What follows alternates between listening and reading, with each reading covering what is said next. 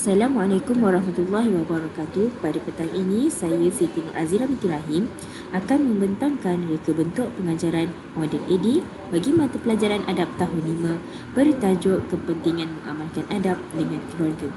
Sebelum itu, saya akan menerangkan apakah itu model AD. Model AD merupakan model reka bentuk yang berfungsi sebagai garis panduan ke arah pembinaan perisian dan bahan pengajaran pembelajaran berdasarkan keperluan. Model AD juga merupakan antara model pengajaran yang menjadi asas kepada model-model reka bentuk yang lain. Tujuan model reka bentuk ini diadakan adalah untuk menghasilkan rancangan pengajaran dan bahan pembelajaran agar penyampaian sesuatu pengajaran itu menjadi lebih efektif dan efisien. Terdapat 5 fasa di dalam model AD. Yang pertama adalah fasa analisis, yang kedua adalah fasa reka bentuk, yang ketiga fasa pembangunan, yang keempat fasa pelaksanaan dan yang kelima adalah fasa penilaian.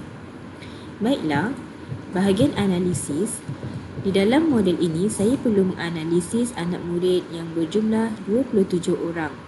Di dalam kelas ini terdapat 10 orang murid lelaki dan 16 murid perempuan. Tahap kognitif anak murid saya adalah pada tahap sederhana dan anak-anak murid ini boleh membaca dan menulis sepenuhnya. Mereka juga berpotensi untuk menyuarakan pendapat dan juga idea-idea. Kebanyakannya anak-anak murid ini berlatar belakangkan keluarga sederhana dan mereka tinggal di penempatan pinggir bandar. Kemampuan auditori mereka sebanyak 25%, kemampuan visual mereka sebanyak 35% dan kinestetik sebanyak 40%. Di dalam tajuk ini, pengetahuan sedia ada yang ada pada mereka adalah hormat ibu bapa menjadi amalan yang dituntut. Baiklah, seterusnya kita pergi kepada fasa yang kedua iaitu fasa reka bentuk. Objektif di sini, di akhir pembelajaran murid dapat menyatakan adab-adab terhadap keluarga dan yang kedua mereka dapat menghuraikan 3 kepentingan adab-adab terhadap keluarga. Strategi yang saya gunakan di dalam pengajaran dan pembelajaran adalah berpusatkan kepada guru, murid dan juga bahan. Langkah-langkah yang saya gunakan pada set induksi, saya menggunakan paparan dan juga kad imbasan. Seterusnya pada langkah 1, saya menggunakan tayangan video.